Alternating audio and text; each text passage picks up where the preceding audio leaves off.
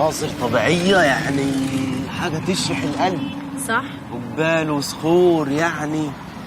بقول لك ايه يا وليد، انا عايز اروح حته عشان اغير والبس المايو.